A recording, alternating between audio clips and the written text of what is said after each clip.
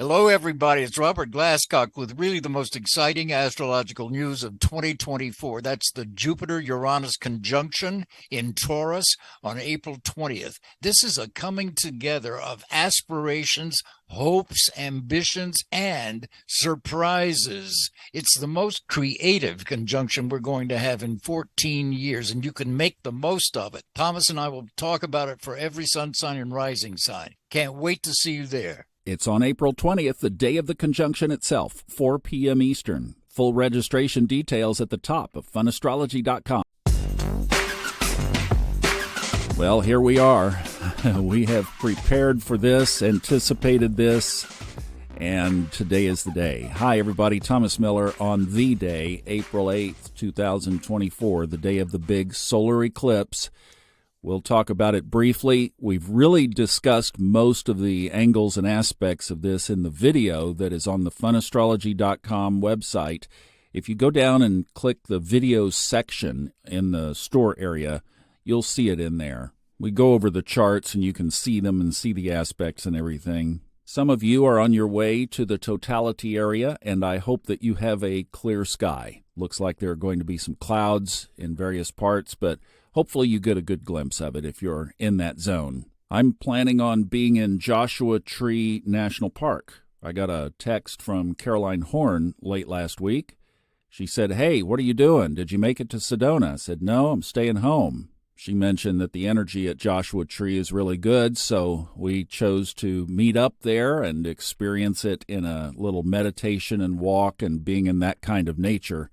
So as you're listening to this, I'm probably en route that way. I chose to just lay low with this, and I'm so glad that I did, not only health-wise, but also just from an energetic standpoint. And I know, this is one of the things, I know that so many of us are feeling this. And I'm going to tell you, I'm feeling it too.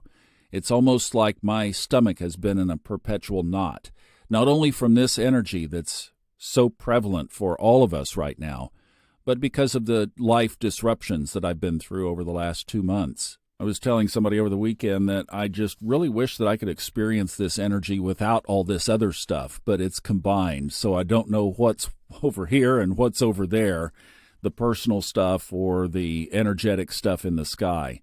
But one thing I did is I turned over to Mark Edmund Jones' book on the Sabian Symbols in astrology, and I thought, let's take a look at Aries 20 degrees. You always move things forward. And the Aries 20 degree Sabian symbol is of a young girl feeding birds in winter. And he says this symbol is of man's self-assurance as regained by giving nourishment to forms of life other than his own. And with that, the key word is hospitality. And in Mark Edmund Jones' complex way of writing and understanding, the summary is basically just how you use your self-powers. Now, let's go over a couple of technical things, and then we'll do some more application of this for today. First of all, the eclipse is at 2:20 p.m. Eastern Time. Now, look, timeanddate.com is probably your best resource for when the moon begins to move over the sun, when it peaks, how long it lasts, and all that. Time and date for your location, which it should pick up from your browser. That would be the best resource. Don't go by this. I'm going from my Honeycomb Collective Almanac, and it's set to New York City, and it's like everything is different. So just check your own locale for that. Obviously, you are. It takes place at 19 degrees, 24 minutes, the sign of Aries. That's the sun and the moon together. It is otherwise a new moon. And right after, it is so close on this that at 2:28 p.m. Eastern, just 8 minutes after the conjunction of the sun and the moon, is the conjunction of the sun and Chiron. Now, I know my podcast partner, Robert Glasscock, does not use Chiron. I absolutely do. And this eclipse has been so Chiron-esque. So along with all the other energies that we're experiencing, staged in this chart, we're also dealing with the core of our most deep wounds in our soul. And this eclipse and all of its mystique and power is affecting us right there at the core of our soul. All of the other components of this, Mars getting ready to hit Saturn in 2 days, Neptune in the last 2 degrees of its own sign of Pisces, Mercury in retrograde in Aries, the warrior sign, and Jupiter, the planet of expansions and aggrandizement, almost in the aura now of Uranus, the planet of surprises, earthquakes, and sudden shock. Last week on my Subconscious Mind Mastery podcast, I put an episode up of how to deal with this sticky energy. And the main points are just be real careful about responding in the moment. It's always best here during these kinds of times to take as much pause as you can. If you'd like some pointers before you launch into the day and you're hearing this early, you might hop over there. I think it's like just under 20 minutes, but you could put it on ×2 and rip through them. I go through them pretty quickly. And the other thing about this energy is it is about endings and beginnings. Half of the planetary energy is in Pisces, really by magnitude. Half is in Aries. Pisces, endings, Aries, beginnings. Some of you, like me, have had endings of various things. On the other side of this eclipse will be the beginning part.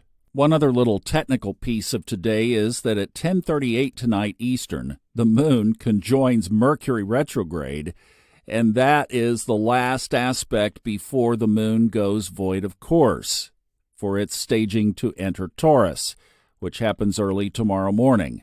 So the void of course begins at 10:38 Eastern with a conjunction to Mercury retrograde. I don't even know what to do with that.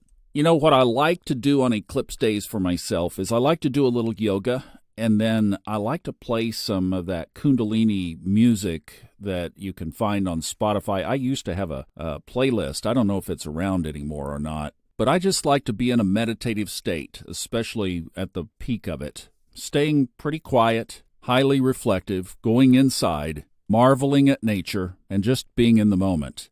The other thing, and I think we talked about this last week, is like as far as manifesting goes, I really got excited about that for the 2017 because it's a new moon, right? New moons, new creations.